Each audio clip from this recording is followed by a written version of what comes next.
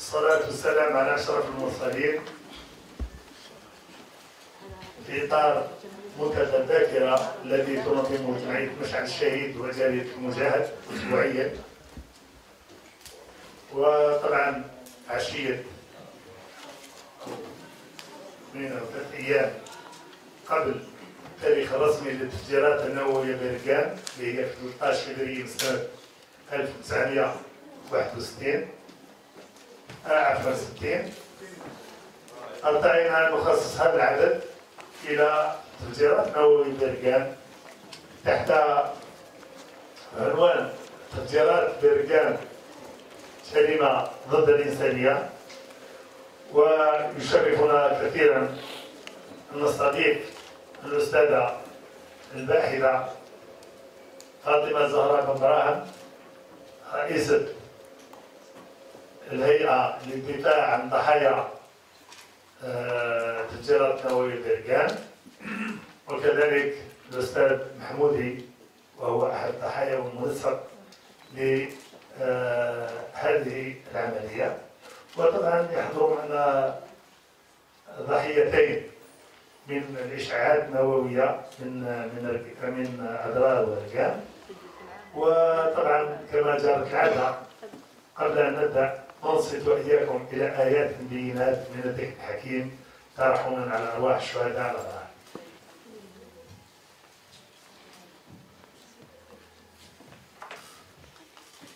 بسم الله الرحمن الرحيم.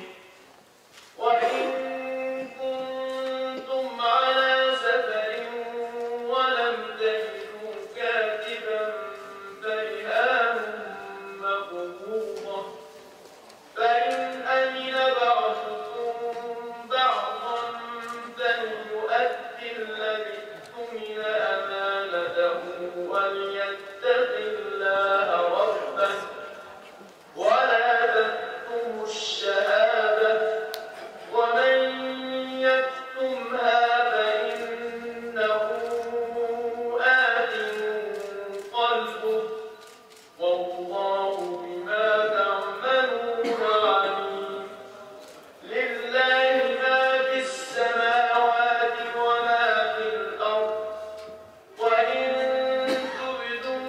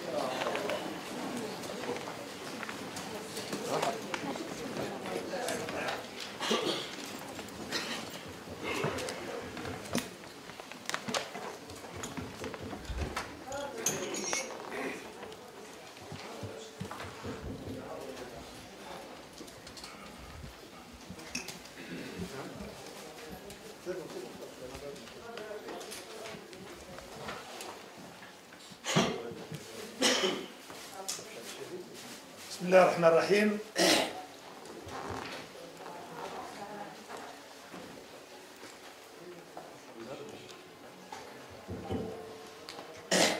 بسم الله الرحمن الرحيم، والصلاة والسلام على أشرف المرسلين. في إطار منتدى الذاكرة الذي تنظمه جمعية مشعل الشهيد وجريدة المجاهد، وبالتنسيق مع المتحف الوطني للمجاهد وإشراف وزارة المجاهدين الوصية على القطاع، يشرفنا كثيرا أن أرحب بكم جميعا من سلطات أمنية وعسكرية، من برلمانيين، أساتذة أفاضل، صحفيين، الإخوة الحضور، مرحبا بكم جميعا. على كل حال هذا اللقاء يدخل في إطار المنتدى والذكرى 61 لتفجيرات نووية برقان. كما قلت يشرفنا كثيرا أن نكون ضيوف هذا الصرح التاريخي والثقافي اللي هو المتحف الوطني للمجاهد، والذي كان لنا الشرف منذ أيام بتنظيم لقاء حول القضية الفلسطينية بمناسبة اليوم الوطني للشهيد الفلسطيني. وبالمناسبة أرحب بأخي وصديقي محمد طاهر ديمي، المنسق العام لهذه اللجنة الشعبية التي بدأت تعمل في الولايات، ونتمنى لها كل التوفيق والنجاح، وإن شاء الله نكون جنود أولا لهذه اللجنة الشعبية التي تمثل الشعب الجزائري. طبعا هي مناسبة لأتوجه بالشكر الجزيل إلى إطارات المتحف الوطني للمجاهد. وبالمناسبة أرحب بالأخ يحيى، وهو مدير التراث وممثل للسيد وزير المجاهدين اللي يحضر معنا في هذه اللحظات، مرحبا بك. وطبعا أولا برنامج ستكون كلمة اسم السيد المدير العام للمتحف الوطني للمجاهد الذي يعتذر لظروف طارئة قدرش يحضر معنا، وكلف الأخت لوصيف نجية هي إطارة بالمتحف الوطني للمجاهد.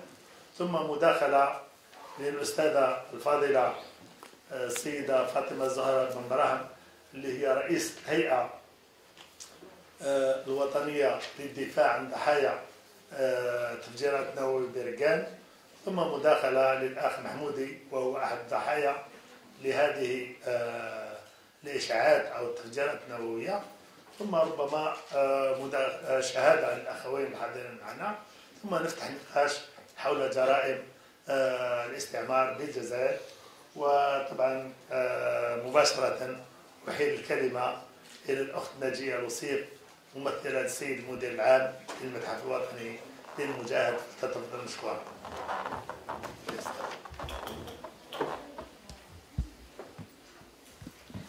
شكرا سيدي.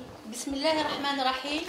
أيها الحضور الكريم، كل باسمه ووسمه مع حفظ الألقاب والمناصب، نرحب بكم جميعا في هذه الندوة العلمية الخاصة بإحياء الذكرى 61 للتفجيرات النووية الفرنسية في الصحراء الجزائرية يوم 13 فبراير سنة 1960، وهو الاحتفاء الذي نشارك فيه إخواننا في جمعية مشعل الشهيد، وعلى رأسهم رئيس الجمعية الأخ محمد عباد.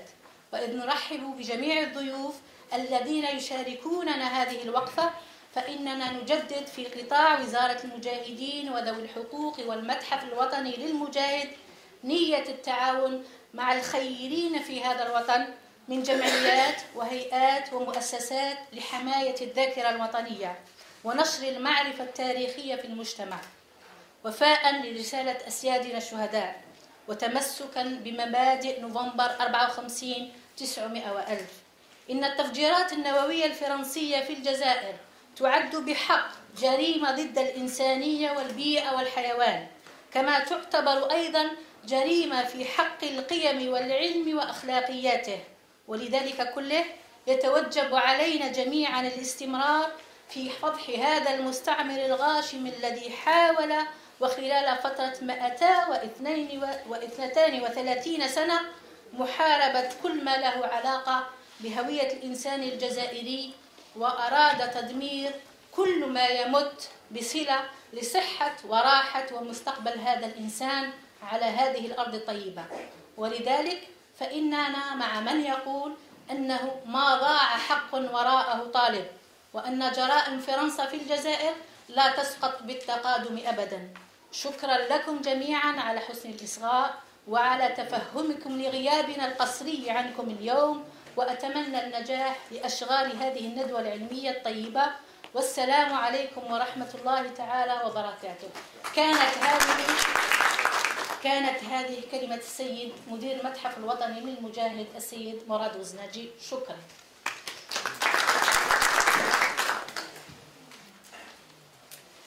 شكرا نجية على كلمة. وكما قلت في البرنامج يشرفنا أن نستضيف الأستاذة فاضلة فاطمة زهرة بن براهن، منسقة هيئة ورئيسة الهيئة الجزائرية للدفاع عن ضحايا التفجيرات النووية بالركان. وهذه الهيئة في الحقيقة في السنة الماضية في مناسبة الذكرى 60 كنا أسسناها في منتدى جريدة المجاهد، لكن تعرفوا الظروف اللي مرت بها الجزائر من خلال وباء كورونا لم نستطيع أن نتحرك كثيرا، ولكن إن شاء الله سيبدأ العمل ابتداء من اليوم فلتتفضلوا مشكورا.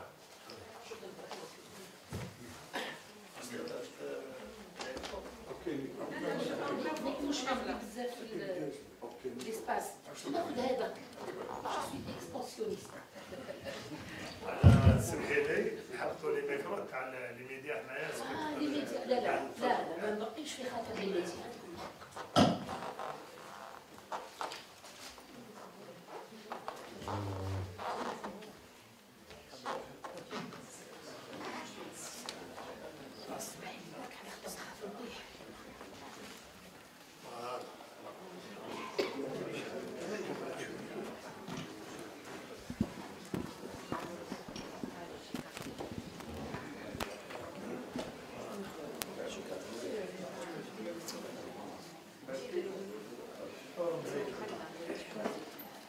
السلام عليكم. سامحوني هاوني خويا محمد باسكو بديت نكبر وطحت مرتين fracture de la cheville et déboîtement de l'épaule. Donc شكرا يا محمد. التفجيرات النووية نقدروا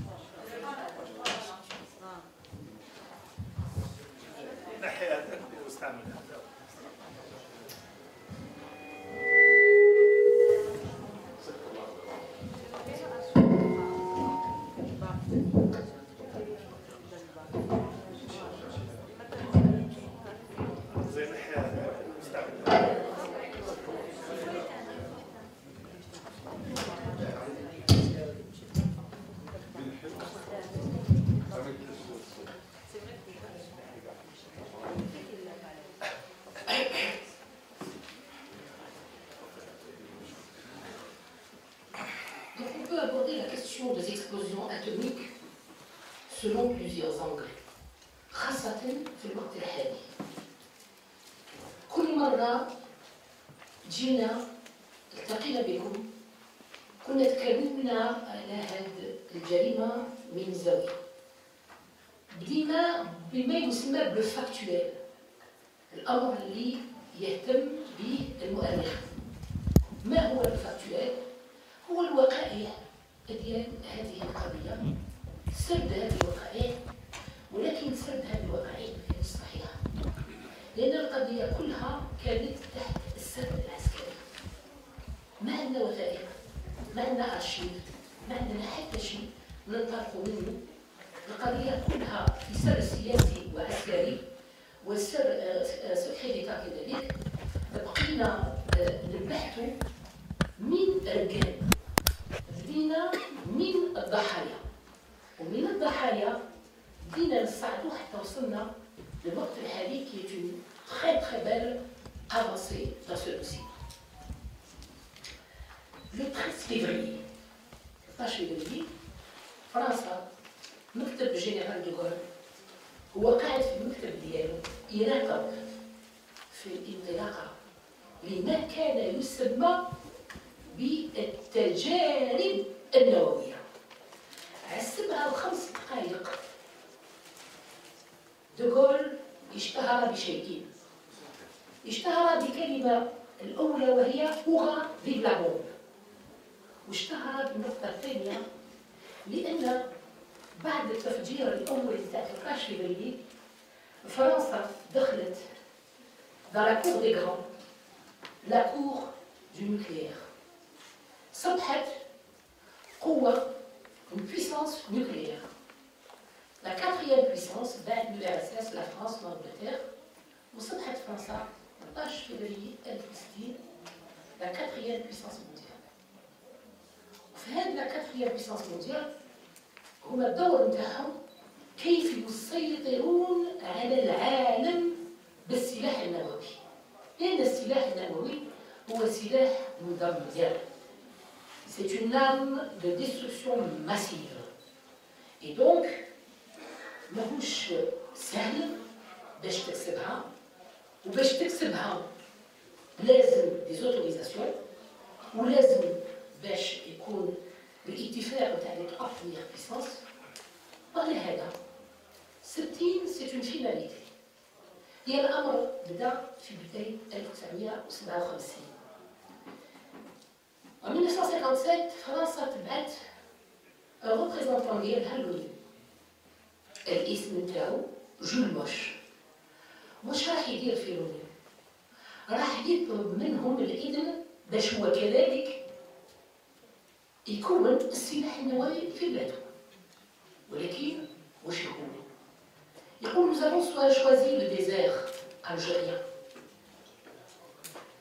parce qu'il n'existe aucune forme de vie humaine ou animale dans cette région. معناتها هذه المنطقة خالية. حب يدير كيما دارت l'Angleterre في الأسترالي ولا كيما دار les États-Unis في les îles Bikini etc. مناطق ما فيهمش الناس effectivement. ولكن منطقة الجزائر هي منطقة عامة بناسها، بحيواناتها، بشجرها، بطبيعتها. أخفاو هذه الحقيقة للونو، وهذه هي السبة اللي خلات الونو تسمح لهم باش يعملوا لغمون أتوميك. دونك التفجير الأول بدا على أساس أكذوبة سياسية. C'est le mensonge politique de la France qui a été dévoilé en 2007 par une reconnaissance des pouvoirs français et du ministère de la Défense française. ولكن وصولها شيئا فشيئا. Donc l'histoire ديال la France nucléaire جاءت تبعت l'Union soviétique اللي دارت أول اكسبلوزيون اتوميك في 1949. 1952 هي الرويوم-أوني. 16 جويلية 1945 les USA et 60 la France. Donc voilà كيفاش فرنسا تحصلت على الإذن باش تقوم ب des expériences. متفاهمين على des expériences. Jusque là يتكلموا على des expériences atomiques. Mais la réalité est tout autre. اليوم راني راح نتناول هذا الموضوع من الجانب القانوني. لماذا من الجانب القانوني؟ لأن اليوم الواقعة التاريخية تجاوزت وتجاوزها الزمان. C'est-à-dire que le fait factoriel que l'historien pourrait apporter. D'abord, il est falsifié parce qu'il n'a pas toutes les vérités, c'est pas sa faute. La France continue à maintenir le secret sur cette question, 60 ans après. Et deuxièmement, l'historien ne peut parler que du fait. الواقعة في تاريخ كذا وكذا صار كذا وكذا pas plus. Mais il ne peut pas analyser juridiquement les positions. Donc l'analyse juridique تنتقل من المؤرخ إلى القانوني. هنا رايحين ندخلوا في قوانين دولية تطرح فيها الأسئلة. هل فرنسا كانت من حقها باش تقوم بهذا العمل أم لا؟ ما هي نتائج هذا العمل؟ les conséquences nucléaires. من هو المتضرر؟ من هو صاحب الفعل؟ كيف نوصل ليه قانونا باش نعاقبوه؟ Ce sont toutes des questions juridiques. القوانين الدولية هي اللي توجب عليهم. ماشي حنا اللي نواجهوا. حنا نتسائلوا. حنا نجيبوا les preuves que nous avons ramassées.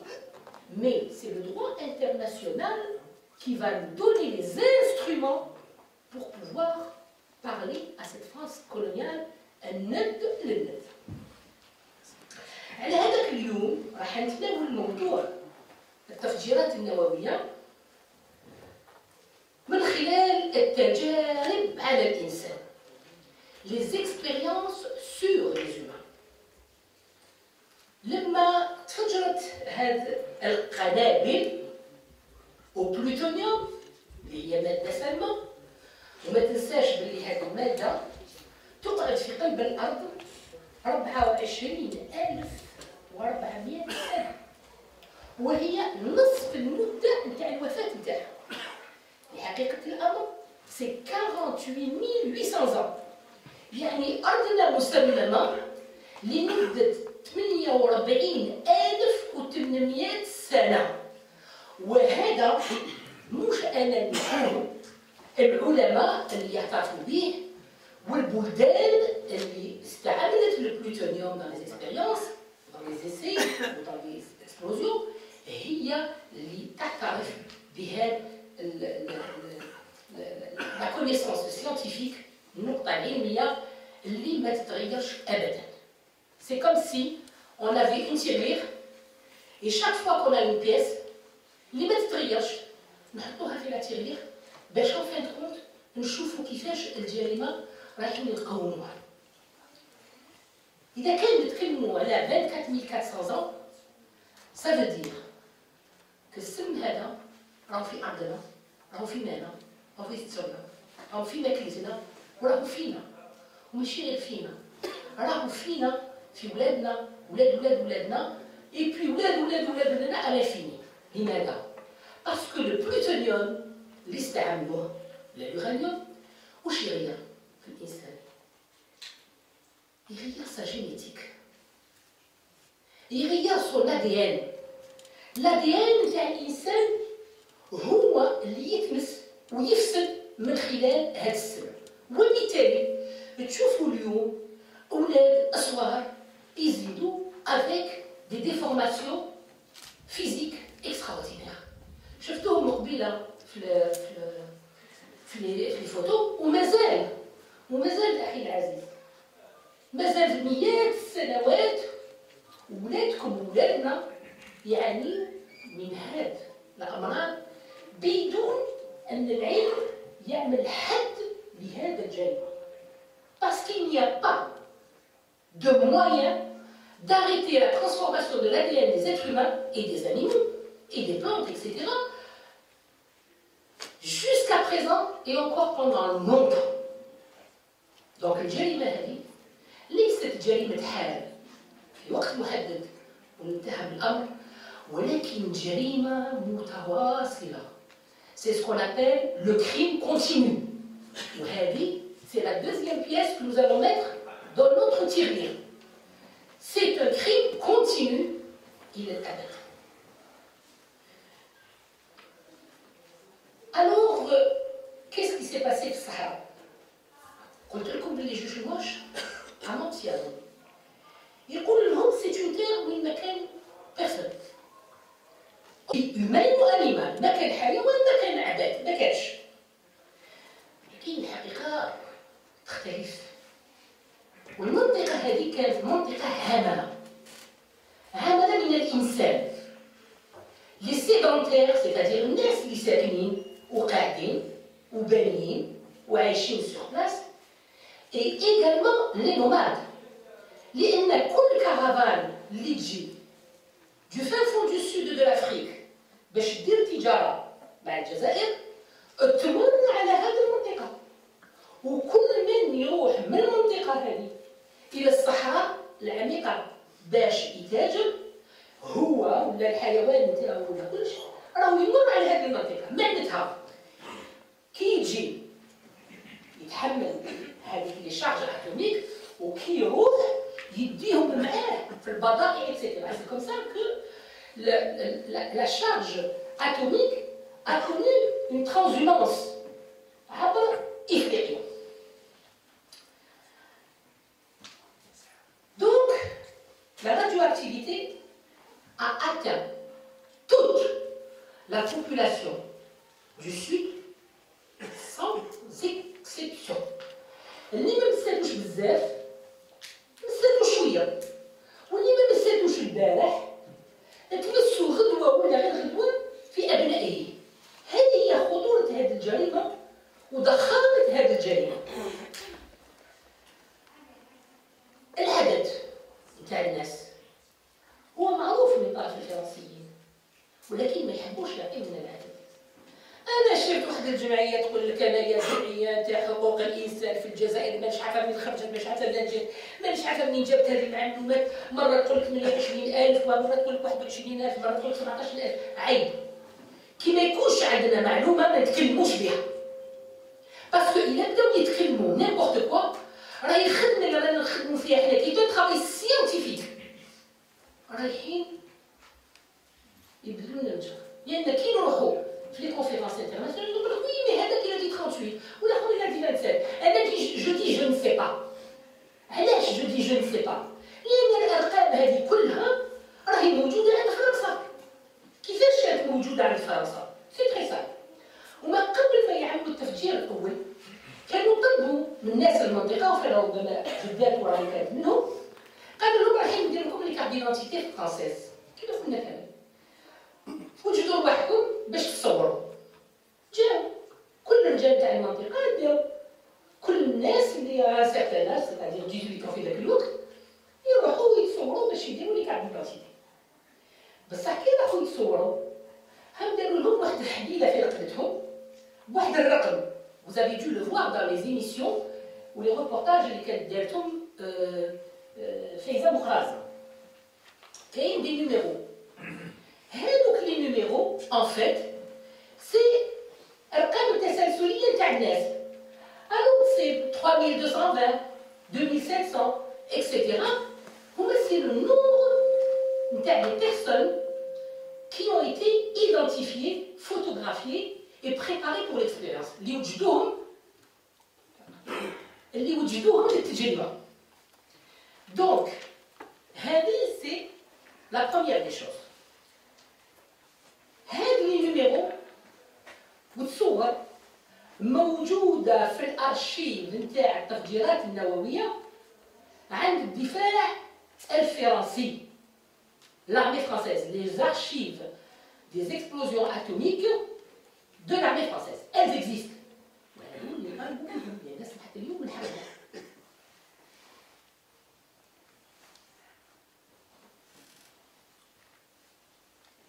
وبداو يعملوا في هذا التصاور وهاد les points déjà en 1957. لماذا؟ لأن التفجيرات بدات le 13 février. ولكن شفتوا الصور قبيله tous les bâtiments et toutes les installations ديال العسكريين وين يسكنوا وين يعيشوا لي سونتر ديكسبيريمونطاسيون سيانتيفيك لي بينون ديكسبلوزيون هادو كلهم نديروا ما بين 57 و 60. من طرف شكون؟ من طرف المواطنين الجزائريين اللي كانوا موجودين في المنطقه اللي كانوا سوا ديزون يخدموا كيفاش قدرنا نعرفوا كالكوزون اترافير شوف التحيل نتاعهم. ما يعطيولهمش اون فيش دو باي، يعني ما يعترفوش بهم، ماذا بهم ما يكونوش عارفين واش يديروا. يعطيلو ان بون جورنالي، يعني كي يكمل النهار نتاع الخدمه يحط مسكين الصباح العشيه، يعطيلو واحد الورقه يقول له باغ اكزومبل 20 فرانك 10 فرانك نتاع الخدمه تاع النهار. ويعطيو لهم دورات ما يخدموهمش دو مانيير كونتينيو، ستادير دارك سمانه هنايا وبعد يخليك 10 ايام ويعاود يجيبك اكسيتيرا. هذا كامل باش ما يكونش لوغ ايتا سور لي فيش دو ترافاي نتاع لا ديفونس ناسيونال فرونسيز. باغ كونتر العسكريين نتاعهم لي سيانتيفيك لي سوسي لي سولا لي توبوغراف هذا كان عندهم ان سالير ماتريكول اكسيتيرا اكسيتيرا. اي سي بور سا من بعد فوز الي فوار كو هما اللي يقدروا يطالبوا، حنا ما نقدروش نطالبوا بور لانستون دون سيت سيركونستانس. خداو كذلك صور على المنطقه، وهذا الصور تحصلنا عليهم لان هذا الملف انا متبعاته منذ 2001. جي باسي 20 ans de ma vie sur ce dossier. وإلا كان ربي يطول في عمري jusqu'à la dernière minute de ma vie نكون مع هذا الملف. شغلي هي فرنسا والجرائم اللي دارها الملف. الصور نتاع هاد الناس اللي من 57 وهما يخدموا فرنسيين عسكريين تشوفهم في المنطقة هذه قدام حواض نتاع الماء. جو سي با إذا كان جدود يهضروا لك عليهم. حواض نتاع الماء ويقول لك سيتو ايسي بيور ايسي كريستالين يشربونها سي دو مو بوتابل. قدامهم تصيبوا شجر ديال الفاكهة. كل الخير موجود في هذه المنطقة. التمر اون بروميير ليو ماشي غير التمر، تشينا العرس التفاح النجاس بوعوينه البرقوقه، يعني كل الخير موجود. صور واحده اخرى تبين الجزائريين في الغيوب نتاعهم ما يسميهم غابه، جنان يسميوها غابه، يطلبوا في هذه الفواكه ويديروهم dans des cagettes. هذوك لي كاجيت c'était les fruits qui partaient du sud algérien vers toute l'Europe. يعني المنطقة هذه كانت توكل فرنسا والبلدان المجاورة لها. الصور هذو عندنا موجودين. هذا قبل التفجيرات. بعد التفجيرات التمر اللي كان من أروع ما يكون ولات الحبة نتاعو يابسة فوق العظمة نتاعو. ما بقات شجر، ما بقات فاكهة، ما بقات نوارة. وعندهم النوارة عندهم سي سبيسيفيك اون بلانت سبيسيفيك تري بال بلانت لي تري دانجوروز. خسارة ما عندكش خدمتها مع الفرنسي. سي اون بلانت إذا كان قربت ليها تعميك كاين غير حاجة وحشة الحمار اللي يقدر ياكلها بلا ما يصرالوش، لأن هذا تعرفوا ولا راح. هذه راهي فلتة التفجيرات النووية. عمرها طويلة هذه الشجرة. Donc vous voyez que avant et après il y avait tout et il n'y a rien. هذا ماهوش ربي بالله، هذا الإنسان. هذه جريمة طبيعة وجريمة إنسانية من أكبر الجرائم.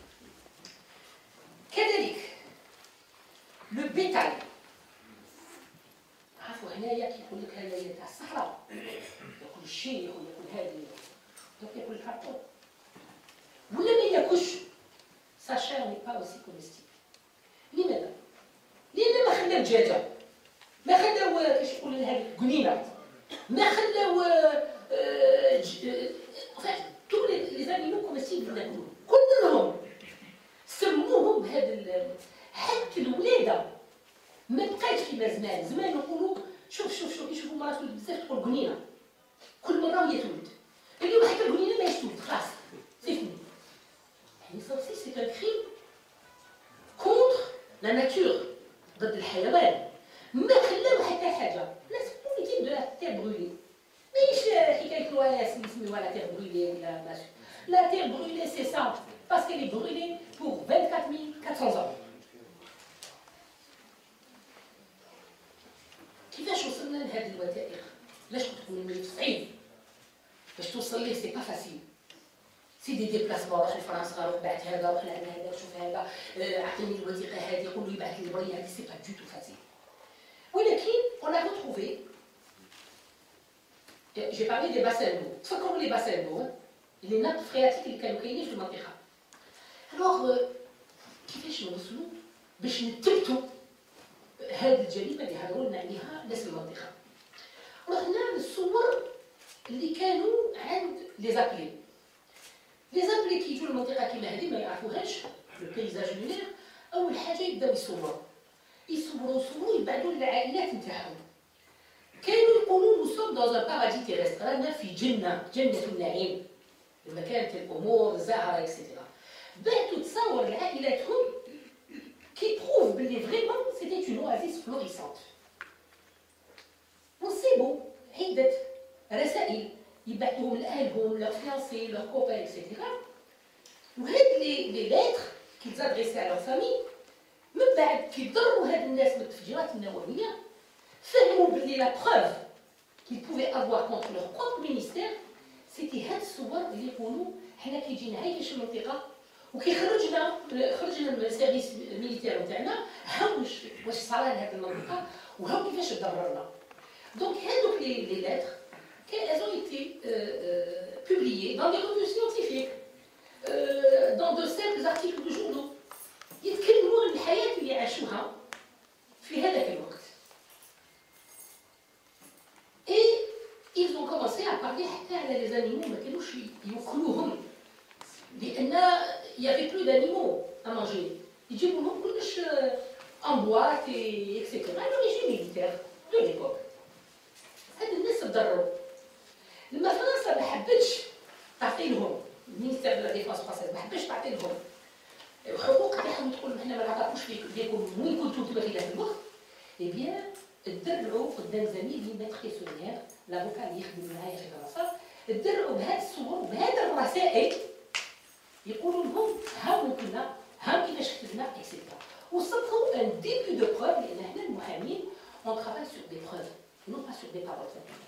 وبهذه الوثائق قدر الاستاذ كيسونيير يحكم على فرنسا طغانا دو كونساي ديتا باش تعطي لهم الوثائق نتاعهم، لان حتى النصارى حتى الفرنسيين راهم يضروا كذلك، خزاو لهم الملفات نتاعهم وما قدروش يثبتوا وجودهم ثم دار. ما بقاش سيغتان زانيمو كيما قلت لكم، كانت حيوان معروف بها هذه المنطقه وهو لا فيبر اكول. ان اكزيست لا فيبر يعجب تعجب، هذه المصيبه كيف واحد تقتلوا، هي ما بقاتش. Elle n'est plus, elle n'existe plus dans cette région, alors que la région était célèbre pour ça. باش نبين لكم بلي فرنسا voulait s'attaquer à tout le monde, les êtres humains et les animaux. Et bien سمات les expériences نتاعها الجربوع الاخضر، الازرق، الابيض، الاحمر. علاش هاد الشغل ديال الجربوع؟ جو بونس كو الجربوع ما اكزيست بلو، حتى الجربوع راهو راح انقرض في هذه المنطقة. باسكو لا جيربواز هي سي ان بيتي رونجور مثل الفار ولا ان بو بلو غرو، ما بين القنبة والفار. Il a à peu près une grosseur qui peut aller jusqu'à 500 grammes. هذا c'est un animal qui nettoie le Sahara d'autres animaux. Et bien هذا الحيوان il n'existe plus. Et pourtant فرنسا باش ما داروهاش exprès, ils n'ont pas fait exprès, mais qui جاو ils ont trouvé cet animal بداو يسميو جابوه وعطاولو لي كولور تاع الاعلام نتاعهم، سي بو امبورت ما عندنا حاجه، سوف لا ديرنيير داروها فيغ، قالك سي بور ريسبكتي لا ناتور، هما تما بهدوها. Donc vous voyez que la notion d'animaux existe. La gazelle devient de plus en plus rare, le fennec, les chameaux, les chamelles. كاينين بصح ماهوش بالقوه اللي كانت زمان. لأن le chameau était un moyen de transport. Aujourd'hui, le chameau n'a plus cette force. هادو كلهم الحيوانات ما سلكوش من فرنسا. لأن فرنسا دارت عليهم تجارب مثل ما دارت مع الإنسان. كيفاش دارت التجارب؟ خذات الحيوانات دارتهم dans des cages وحطتهم tout à fait au point zéro باش تشوف les conséquences des effets fait des explosions atomiques sur les animaux. هي تقول انا عمري ما درت هذا الشيء، ولكن دائما الفرنسيين العسكريين خذوا صور يدخلوا هما في الارانب وفي لي جيربواز اكسيتيرا دون دي كاج يوجدوا فيهم باش يحطوهم دو لو بوين زيرو.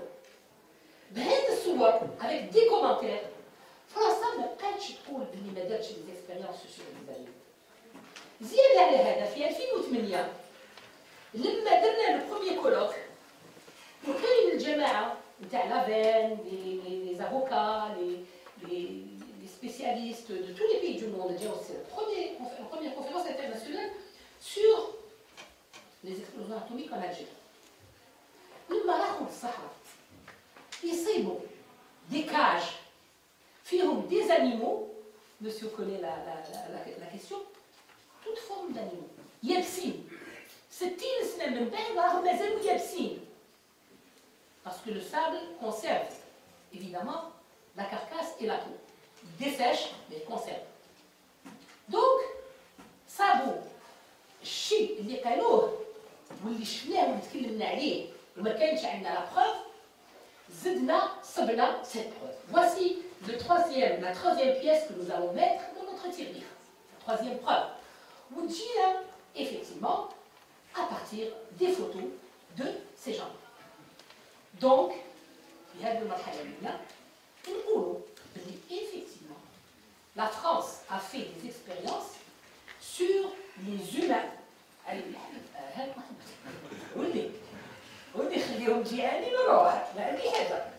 شوف elle a fait l'expérience وثبتنا عليها باللي دارت des expériences على les vivants, les êtres vivants, que ce soit حيوان أو إنسان. دوك نشوفوا الماء. نحضر هذه لا كونفيرونس. سي لا بروميير فوا اللي راح يتسمعوا الحقائق اللي راح تجي لها. راح نبينوها. لازم الفوا يفولوي. دونك ليكسبيريونس سور. هل فرنسا دارت تجربة في الماء؟ لا لا لا.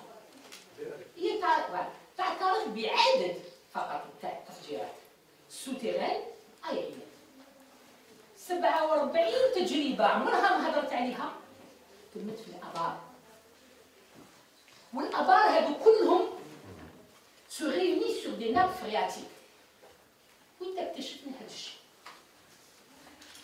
هذا الشيء اكتشفناه لما واحده الصحفيه تونسيه دارت دوكيومونتير سور احنا نسميوه في بلادنا لو بوتون دو بيسكا. في العراق يسميوه لو بوتون دو بغداد. هو يخرج من نووي ويجي في الانسان وما يبراش. تونس a été touchée, une partie a été touchée par cette maladie. Donc هذه elle a fait une expérience, elle a fait un documentaire avec Al Jazeera. Je ne sais pas, il y a كانوا الناس تاع الجزيرة الموجودين. documentaire qui a bouleversé le monde. راحت تخدم على واحد المنطقه قريبه على لا فرونتيير الجيريان واكتشفت شيء وانا كنت في هذا الدوكيومونتير جون بارل باسكو جو لو كوني جيتي بريزون في الدوكيومونتير. اكتشفت هذه المنطقه qui est à la limite de la frontière sud de la Tunisie. منطقه فيها ناس كلهم عايشين بالدمر دراري لما يوصل 13 سنه ما تبقى حتى سنه في فمه. جابوا un dentiste, ils ont posé là-bas. هذاك le dentiste au bout d'un certain temps, il se dit mais qu'est-ce qui se passe؟ هادو دراري الكبار نشوفوا صح بصح هادو دراري كيفاش يطيحوا سنانهم؟ Il s'est rendu compte que الماء اللي كانوا يشربوه هما اللي كان ملوث ببقايا النووي. دونك سا فو دير كو الابار اللي داروهم هنا في الجزائر لا ناب فرياتيك دات هذاك لو بوازون نوكليير وصلتو لهذه المنطقه الناس شرباتو اي تو الموند ا بيرتو سي با. ولكن الشيء اللي ما فهمناش ذاك الوقت سي كو لورسك هذا لو دانتيست il a vu qu'est-ce qui se passe قالوا له تسكت كلمه ما تقولهاش ومنا ماكش خارج. Et effectivement, il n'a pas pu travailler en dehors de cette région والدراري كامل كي تشوفوهم من 13 سنه وطلع با دو. هذا الظاهره خلتني نقربها بالشيء اللي صار في فرنسا في البلاتو دالبيون. لو بلاتو دالبيو هذايا فرنسا كانت مخزنه لي زوجيف نيوكليير نتاعها ودايره عسكريين يعسوا عليها ما عندهمش حق يدوروا. Ils sont obligés de garder en vue l'ogive. هاد العسكريين مده من بعد العظام نتاع يديهم ولاو يدير هكذا يتكسر رجليهم شعرهم طوبي بارتو سنانهم. Donc on a essayé de faire le parallèle et on s'est rendu compte que les effets des ogives nucléaires sur les humains étaient le même effet sur cette localité avec l'eau que les gens buvaient. Et donc on a eu la preuve, c'est la quatrième pièce, que هاد الناس اللي ضيعوا سنانهم من الماء واللي كانوا في البلاطو دالبيون en face كاين une relation ما بين الأشعة نتاع les ogives والماء qui est pollué. C'est notre quatrième pièce لأن هادو راحوا للمحكمة الإدارية وثبتوا باللي فعلا كاين علاقة سببية ما بين لي زوجيف والسنان نتاعها. Donc, on va voir quelque chose اللي راح نقول لكم تسناو فيه.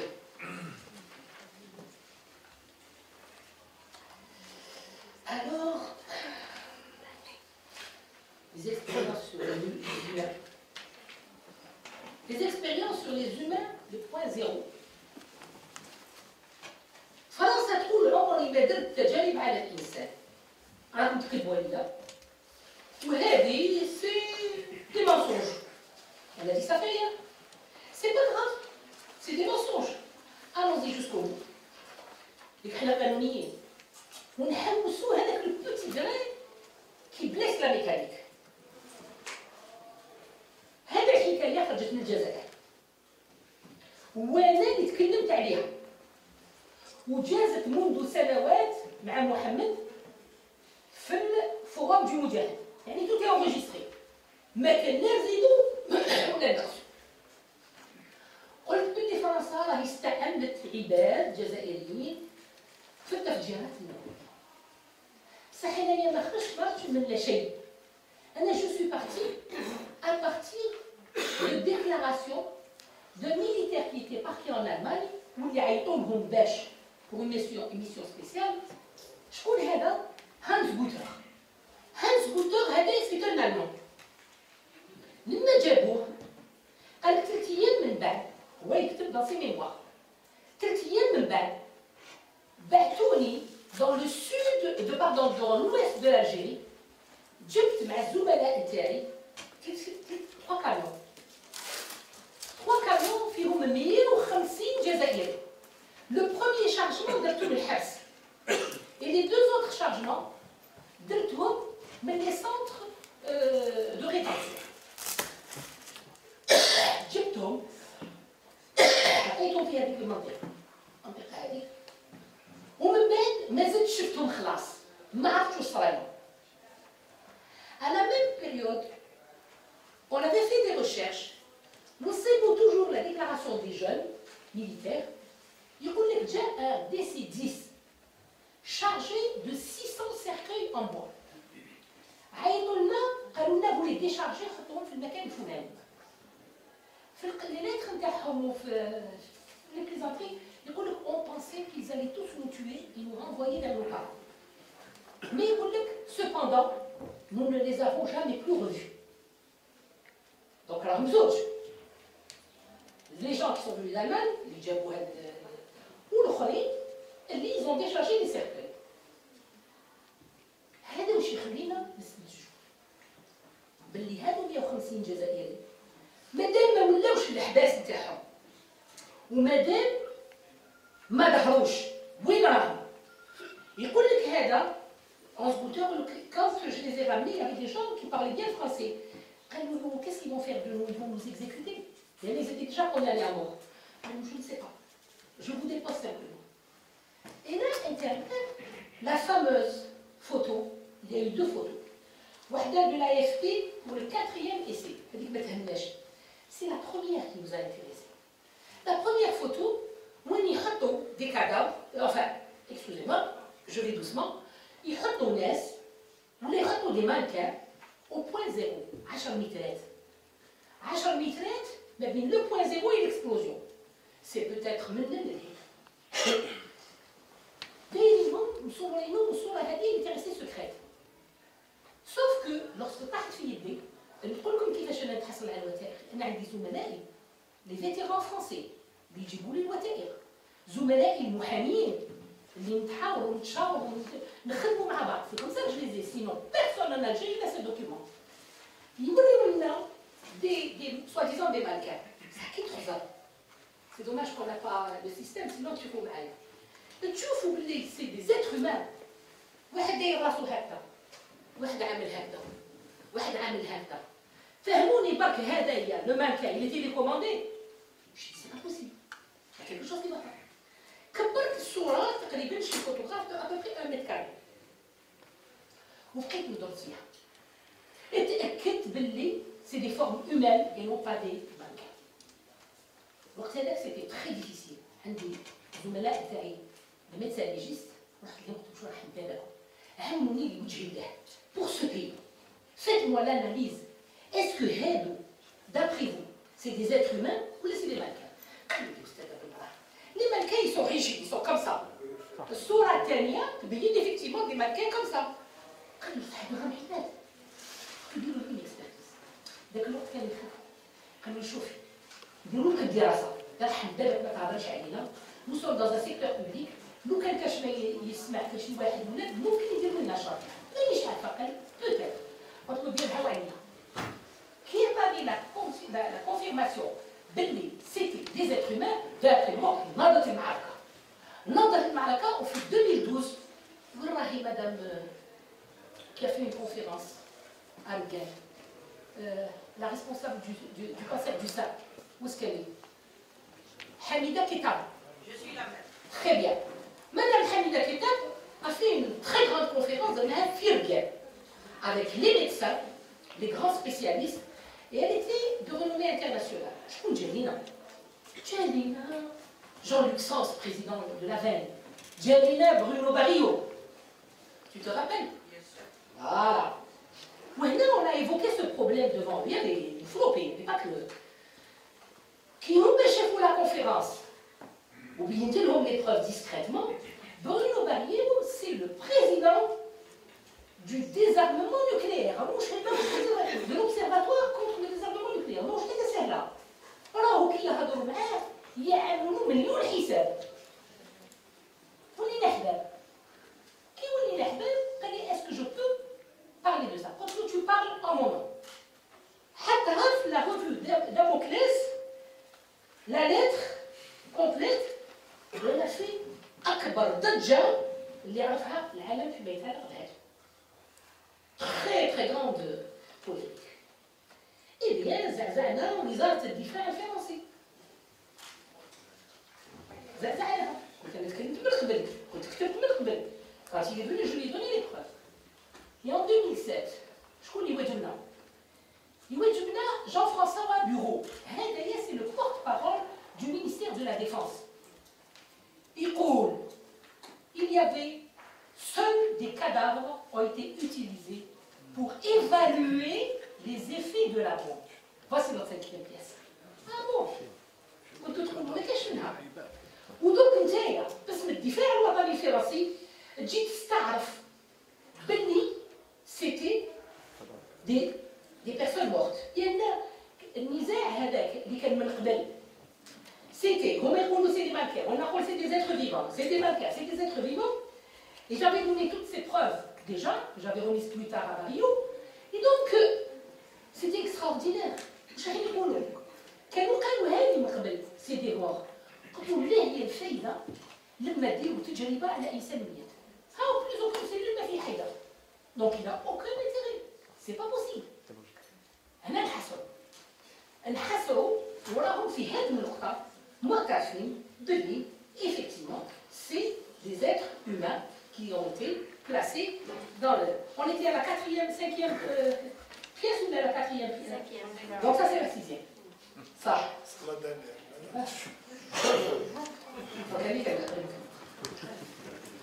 Donc maintenant 150 جزائري. احنا رحنا حبسنا à travers l'histoire. parce que j'ai traduit. On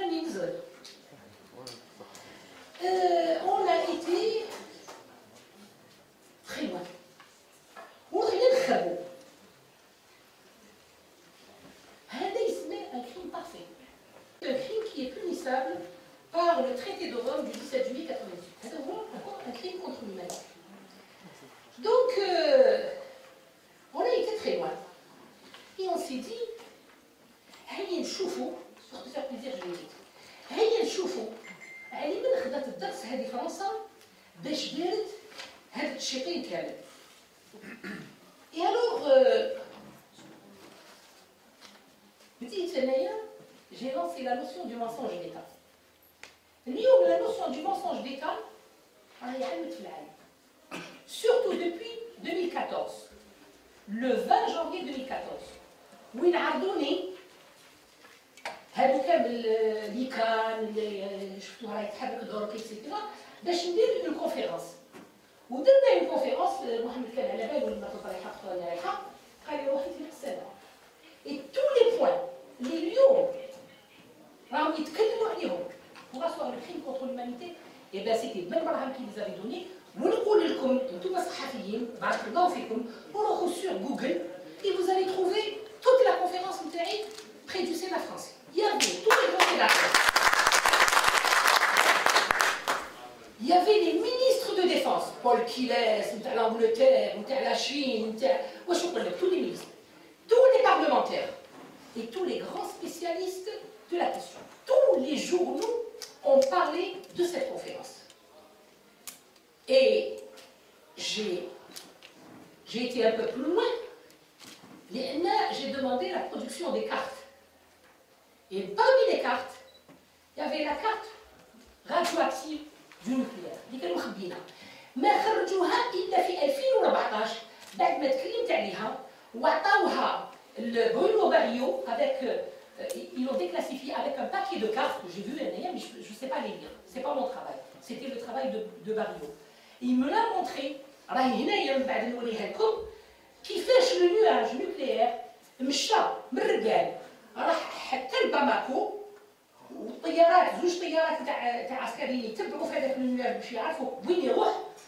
ربي ما في غير الخير لو نواج الريح بدل لا ديريكسيون وطلع لو نواج من باماكو حتى لو باسين ميديتيرانيان c'est-à-dire اسبانيا نيس مارسيليا la Sicile, la Grèce et peut-être d'autres pays اللي ما على بالوش.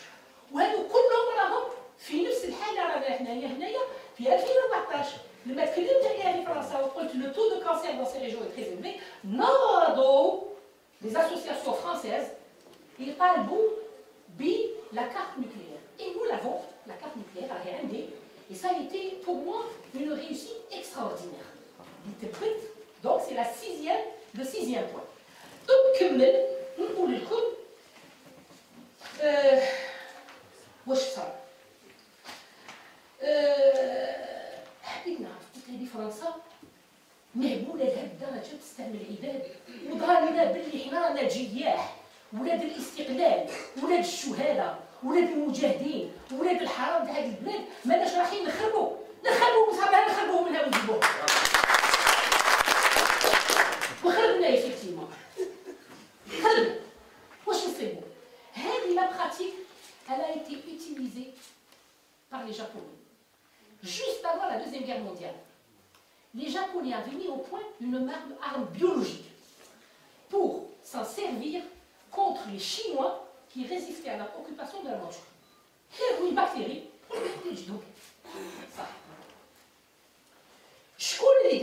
c'est un grand savant, d'ailleurs criminel de guerre, mais كان ما حدش تقتلو جابتو لبلادها باش يعطيها المعلومات باش يخدمها. هذا الموسيقى هذايا شيرو إيشي هذا c'est le président de ce qu'on appelle l'unité 731. هذه l'unité 731 c'est quelque chose d'extrêmement fermé ما توصلش ليها خلاص.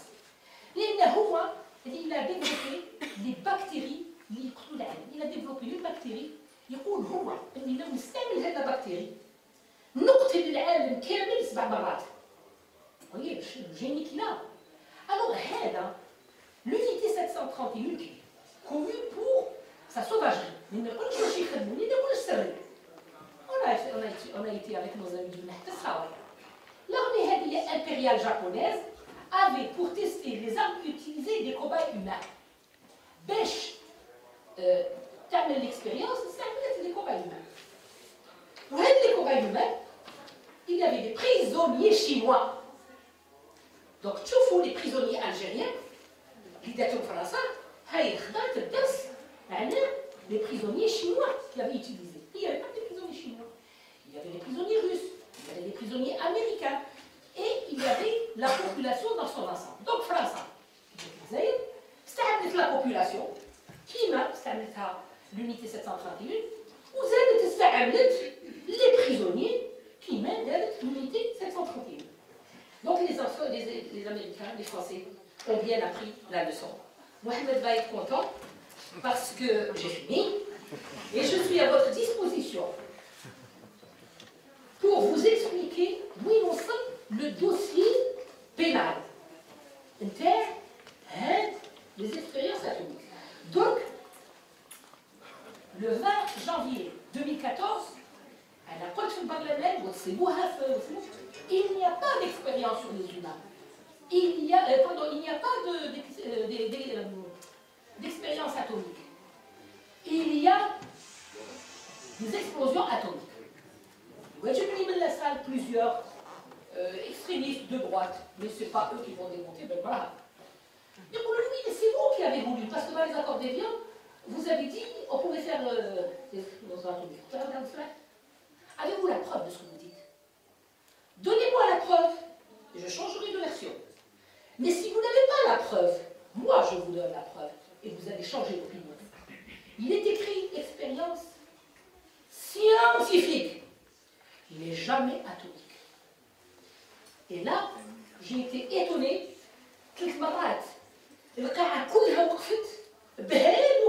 Les extrémistes de droite, ils ont tous applaudi à la réponse Hitler. Donc aujourd'hui, le dossier هذا أخذ اتجاه كبير. لأن la Polynésie, le président Baturo de la Polynésie, l'ancien président, في اتصال دائم معايا. والبارح الصباح عرضني لتايتي pour discuter de ce dossier. Le dossier اليوم هذايا راهو تبلور. Nous sommes 4 avocats. أنا من الطرف الجزائري، واحد في فرنسا فرنسي وزوج بولينيزيين. حنا رانا حالين le dossier de toutes les victimes polynésiennes et algériennes. Donc on a fait une fusion. Et une plainte a été déposée. رانا نستناو. Peut-être je vais dire ça et puis je m'arrête. رانا نستناو باش يردوا لنا la réponse. لأن قبل ما تروح للعقاب لازم نكتب الجريمة. Est-ce qu'ils vont reconnaître que nous sommes en phase de crime contre l'humanité? Si on reconnaît ça, à ce moment-là, on va vers le traité de Rome du 17 juillet 1998 et nous allons passer à un nouveau crime qui fait très peur à la France, le crime d'État.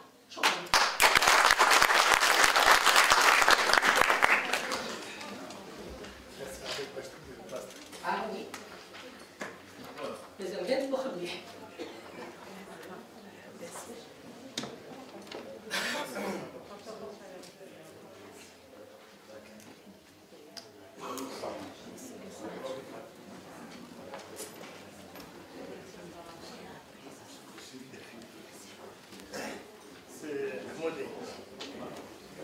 السي محمودي احد الضحايا وفي نفس الوقت هو منسق تاع العمليه. تفضل.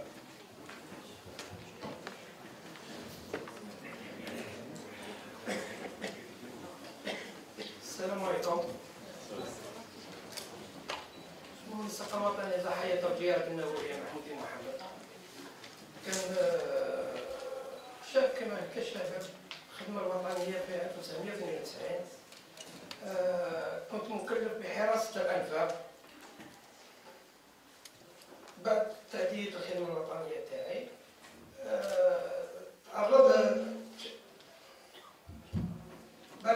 بعد تأدية الخدمة الوطنية تاعي اكتشفت أني معرض بأني تعرضت للإشعاعات النووية. وهذا كيف عرفت؟ قدرت نعرف بلي راني نتعرض للإشعاعات النووية أني في 1992 كنت كان صار لي انتفاخات على مستوى الاطراف تاعي. ما كنتش عارف تكون عنده علاقه هذه الانتفاخات. انا كنت بالك كاش انساك قرصتني ولا كاش ناموسه قرصتني. بعد 3 سنين بعد 1992 وليت الاحساس تاع الاعصاب تاعي كي نغسل وجهي هكذا ما نحش بالاعصاب تاعي دي. وهذه الحاله تاع المرض تاعي ماهيش عندي غير انا، كاين 120 ضحيه اللي راه يعاني بهذه. هذا كيف عرفت 120 ضحيه؟ في 2013 مكتب قدماء المحاربين استدعى بعض الاعضاء استدعى بعض الضحايا وطلب منهم انه يملوا واحد الاستمارات. الاستمارات اللي كانوا فيهم كانوا الهدف تاعهم هما يعرفوا الناس اللي كانوا جاوا بعد التفجيرات اذا كانوا مضرين من هذه الاشعاعات النوويه ولا لا. ملينا هذوك الاستمارات جزنا عند مكتب قدماء المحاربين طلب منا باش يديروا لنا معاينه صحيه، وهذا رفضناه. احنا طلبنا منهم اقل يديروا متابعات صحيه. كاين ناس زملاء معايا اللي كانوا معايا، كاين اللي راهم ذكرى حاضرين مازالوا عايشين، وكاين اللي ماتوا الله يرحمهم. كاينين الدمعه تاعهم مازال درك ما كاش، من 92 مازال الدمعه ما تخرجش من عينيهم. كاينين الناس راه الجلد تاعهم راه يتنحى، عندهم الجلد فريمون كونسيرفي بور، الجلد تاعهم يتقشر، راهم معايا حاضرين. كاين واحد صاحبنا في الصعيد مسكين راه ولا وجهه ان مونستر. كي تشوف وجهه كان جان صغير كان شباب، شوف الفوطو تاعو كان صغير درك ولا ان مونستر. الامراض اللي راهم يعانوا منهم الضحايا، كاين سرطان الجلد، كاين سرطان الدم، كاين سرطان في العين، وخاصة كاين السرطان تاع الأعصاب. تاع الأعصاب هذا ما يبانش، خاطرش هذه الحالة اللي راني فيها ماشي تجي في اليد، كاين تجي في الرجل، كاين تجي في ما تعرفش كاع وين تجي. هذه الحالة راهي ثابتة، وعندنا ان كونترول ميديكال درناه كامل على مستوى قدماء المحاربين.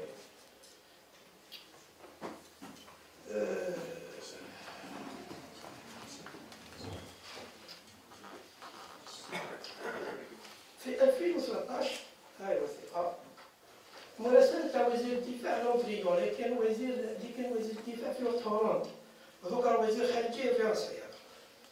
هاي المراسلة وزير الدفاع الفرنسي يقول لي الضحايا اللي جاوا بعد 67 ما عندهمش حق في التعويضات، برغم من بان الضحايا هما دي زونسيان كومباتون ماهمش ادمينيزي هذه لجنة التعويضات. والوثيقة تاع لجنة التعويضات ثاني في 2013 تراسلني وتقول لي الضحايا اللي جاوا بعد 67 ما عندهمش حق في التعويض. هاي سكان المنطقة ما عوضوهمش. هذا الكونسير راه منتشر كثير، وعشت التقارير تاع خبراء سيرتو الكونسير دو توسا تاع السكن راهم يعانوا بزاف، بصح ما كاش اللي شاف فيهم.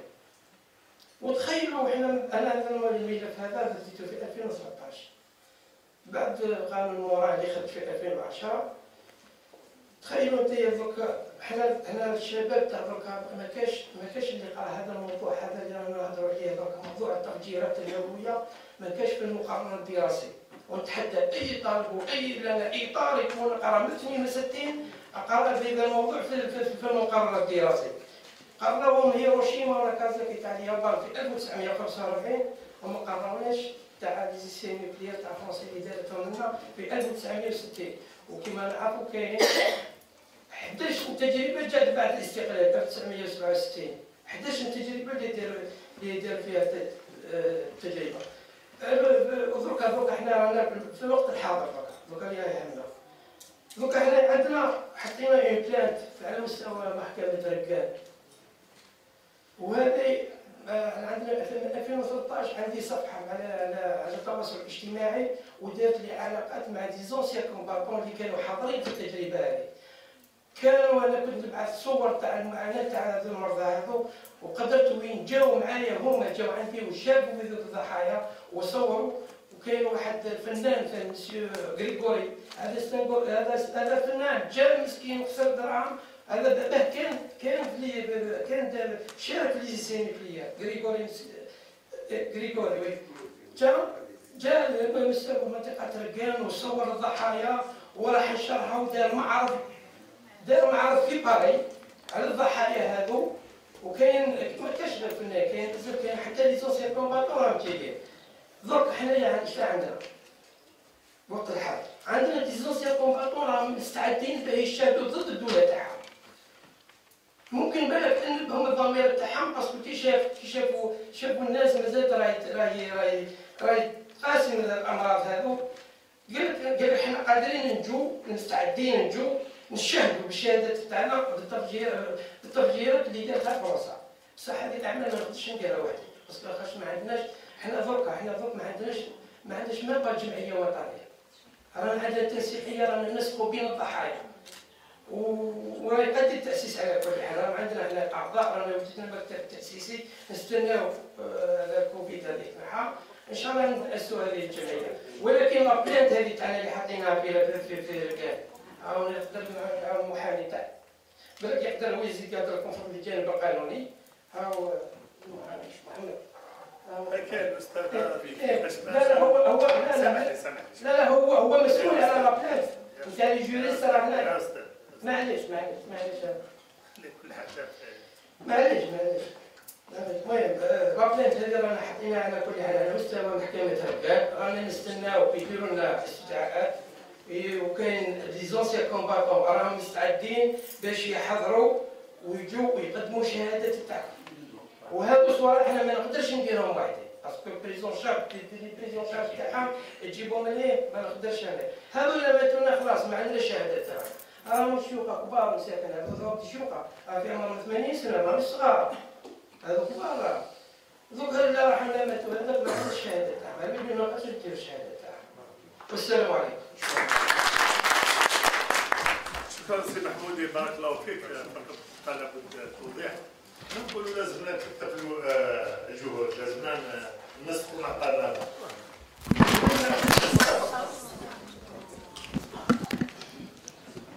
كاين استاذ الملف منذ الاخر نتعاونوا نديروا اليد في اليد، ما نقدروش نديروا عمل انفرادي وبعد نقولوا ما كاش الامكانيات. لا لازمنا نتعاونوا. لهذا الملف حساس، ملف تاع مطالب، ما نقولوش مطالب شعبيه، مطالب غير تاع الضحايا، مطالب شعبيه.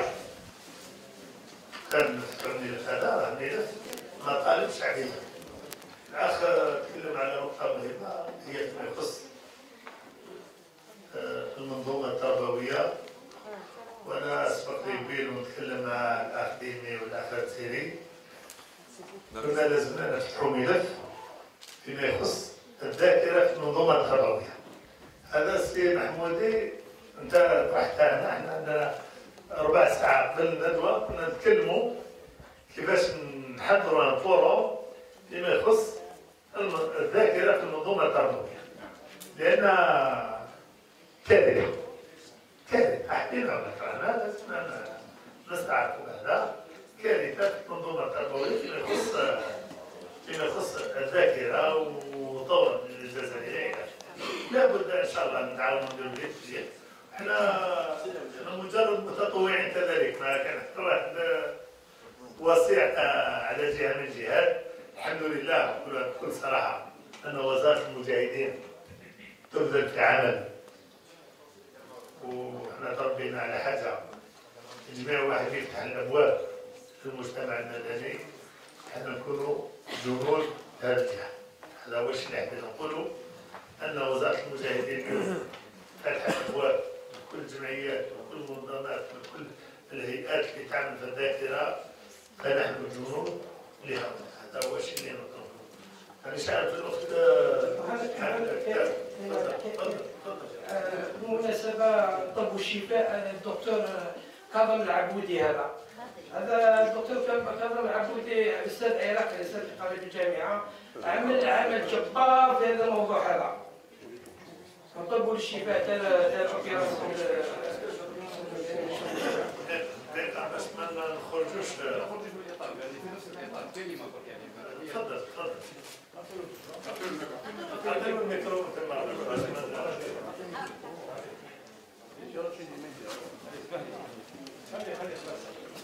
السلام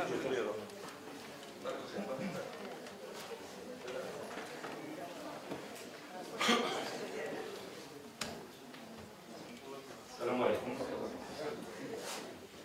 شكرا منظم هذا الفوروم على الدعوة. أنا رشيد حارزي رئيس الجمعية الجزائرية للقانونيين. حبيت برك يعني نجيب توضيح في إطار الجزائر الجديدة وفي إطار تكريس دور المجتمع المدني، يعني دور لازم يقوم به المجتمع المدني وهذه توصية رئيس الجمهورية. هناك مجتمع مدني نظن أننا بالحق لا أن نتدخل في كل أمر اللي عنده مصلحة يجي مصلحة للبلاد، ولذلك الشكوى اللي درناها ولا أي عامل آخر نقوم به ضد ما قامت به فرنسا من جرائم، وكان سبق لنا وهدنا على جرائم الاستعمار الفرنسي كيفناها على أنها جرائم حرب جرائم ضد الإنسانية أنها لا تتقادم، وبإمكاننا هنا كجزائريين نتابعوا فرنسا يعني بكل الأساليب في إطار يعني قانون دولي أنها تعترف وأنها تقدم تعويض للجزائريين لشهدائنا الأبرار على كل ما قامت به، وهذا أظن لا يحتكر على اسم الشخص أو على جمعية خاصة أو على أي حد يحتكر هذا العمل. لذلك يعني نشكر الأستاذ على التدخل تاعها، يعني كان قيم وثري. فقط كان يعني لا أقول احتجاج ولكن ملاحظة أنها يعني تعمل بمنفردة في العمل هذا، ونظن باش نجيبوا نتيجة يعني هي للجزائريين والجزائر يكون عمل مشترك ويكون تبادل في المعلومات. ما بقناش في اعتراف العهد اللي يعني لا توصل في الفورماسيون الواحد يحكم المعلومة عليه ويروح بها بالك ماش عارف علاش يروح بها وحده. هذا هو يعني الإجابة. شكرا بارك الله فيك. سيدي تفضل.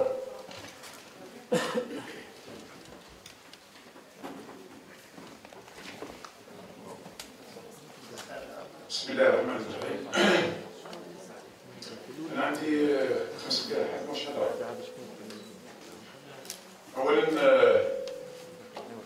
أتوجه بالشكر للأستاذة المراهن.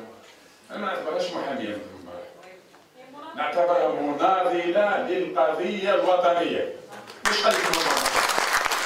ماشي ما بروبليم جوريديك. روح النضال عند هذه السيدة هي وحدها تمثل مدرسة للتاريخ وحدها. 2 الشكر موصول لجمعية مشعل الشهيد بتواضعها وببساطتها استطاعت أن تحافظ على الذاكرة التاريخية على المستوى الوطني وفي مختلف المراحل. التاريخ لا يتوقف عن حقبة معينة، التاريخ لا يتوقف عن سلطة معينة، التاريخ ملك الأمة وملك الأجيال. ولهذا أقول لأخي محمد والسيدة الفاضلة، احنا العام الماضي لما أسسنا هذه الهيئة وتأسست السيدة الفاضلة كانت ظروف، تكلمنا أخي محمد على موضوعين أساسيتين، على آليتين. الآلية الأولى ما دام أن هذه الجرائم هي في حق الطبيعة وفي حق الإنسان. الطبيعة مناخها موجود والإنسان أجيال بعد أجيال، وها هو الشاهد والأجيال الشاهدة ما زالت مجال الشاهدة. قلنا لازم نتحرك شعبيا عن طريق إمضاءات شعبية ونتحرك في هيئة وطنية شاملة لكل الوطنيين من أجل رفع دعاوي ضد فرنسا الاستعمارية على مستوى الهيئات الدولية. يجب علينا أن نفعل ذلك. لماذا؟ لأن البعض كان ينتظر لا تتحركوا معليش قال بشويه نسايسوا كذا بالعقل بالك نجيبوا شويه رايحين للذاكره التاريخيه رايحين للاعتراف تاع فرنسا. ها هي فرنسا الاستعماريه، ها هي المدرسه التاريخيه الفرنسيه الاستعماريه عن طريق ستورا. اخوي يقول زعما ها يعرف ماذا يقول. اختزل لنا الذاكره التاريخيه في مناسبات، سامحني، في مناسبات صغيره ذاكريه معناها نحاها من كذا. ولهذا انا ادعم العمل الكبير نتاع جمعيه مشعل الشهيد ومع الاستاذ فيما يتعلق. طبعا اقول اخي هذه نتاع الحقوقيين اقول هذه مش جديده، العمل هذا مش جديد، ما جاش البارح، فيه عمل طويل ومستمر. ودعم هذا العمل من اجل عمل شعبي، لان قضيه تاريخ الذاكريه ماهيش قضيه رسميه فقط، أنا أقولها بكل صراحة، ليست قضية الصالونات ولا قضية الملتقيات ولا قضية الجمعيات، هي قضية شعب وقضية أمة، ولازم يحتضنها الشعب وتحتضنها الأمة والمخرجين. شكرا لكم. من فضلك انا ناخذ الكلمه بارك الله فيك.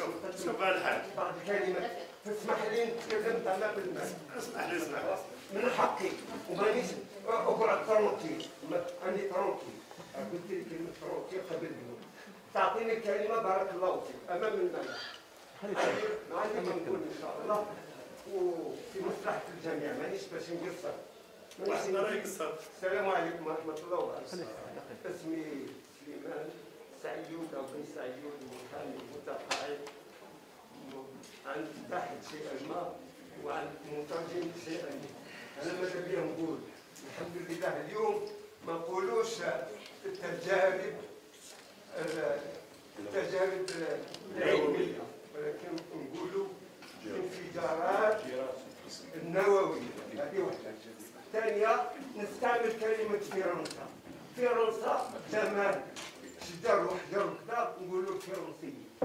الفرنسيون وبالحديث باقي. جماعة نفضلكم بارك الله فيكم. راهي في الوقت تاع النهاية نختموا. محمد اسمح لي، الشعب لازم يفهم اشياء. اعطيني زوج كلمات دقيقه. اولا فيما يتعلق بالشيء اللي قاله محمد، منذ يامات فقط كان في المكتب نتاعي جمعتو يطلب مني باش نعاونو باش يدير الجمعيه هكذا ولا لا؟ صح. ثاني عندها 5 سنين. لا مش 5 سنين، جيتني غير كيلكو جور، جيت ما جيتنيش 5 سنين. 5 سنين وحنا نساعدوا فيك في الملف تاعك، سي با ميم شوز. وراهم الناس كلها حاضرين والناس كلها عارفه. حنا الملف هذا بديناه في 2001. اليوم رانا عندنا 20 سنه فيه. داكور؟ ونتايا جيتنا في 2013 بعد ما تكلمنا وجبنا السيد تاع البرج اتصال. برج الاسطوالي ونتاع السيد لو كولونيل بدني كي ايتي تري اتان مسكين واللي كتب كتاب على المعاناه نتاعو في 71.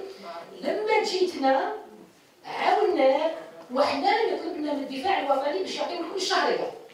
وانتم عندكم سمحنا، انتم عندكم شهريات لان اسمح لي، انتم اسمح لي ليش ما عندنا شهريه؟ انتم ما كنتش vous n'êtes pas des victimes directes. اسمح لي، vous n'êtes pas des victimes directes.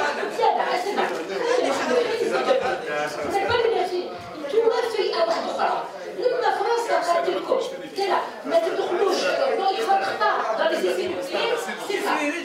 Donc il faut être juste. Maintenant une action devant le peuple مانيش عارفه الى رايحين نحاربوا الرمل. لا شوفوا يا جماعة لا سمحي لي على كل حال عمرنا ما كنا نستناو. تسمحوا لي شويه احترام. الناس راهي تتعب وتوجد باش نجو، ماشي انا باش نجو نصفيو حسابات بعضنا. لا حسيت شوف اسمحي لي. لا استاذ لا سمحي لي مع احترامي للجميع. شوفوا خصنا نتفاهم. اذا كان هذا في 10 ما تفاهمناش رانا رايحين تحوسوا. واحد يجي يقول لك الجزائر الجديده، واحد يقول لك احتكار.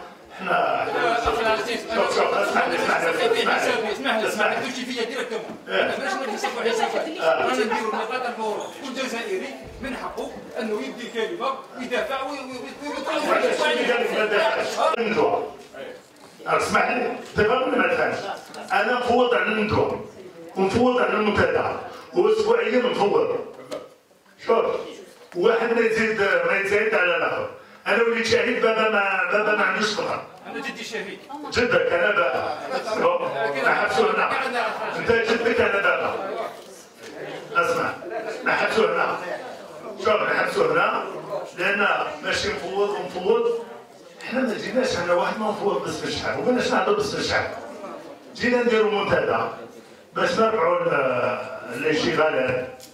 دخلنا في واحد الامور اللي ماهيش وقتها. ماهيش بلاصتها. ماهيش بلاصتها تاع الصحة. درك أنت ولا واحد آخر ولا حاجة. حنا أسبوعين يا سي محمد. وما جيناش البارح. وتحبوا تحسبونا على النظام القديم، حسبونا. نزيد نقول لك. نشوفوا نظامنا كل واحد نظامه في الميدان. كل واحد مواقفه. اسمع إذا تحبوا تحسبونا على النظام القديم غير حسبونا. أنا شرفني اسمع. ما عندك صفة، ما عندك تهريب. ما عندك صفة اسكت.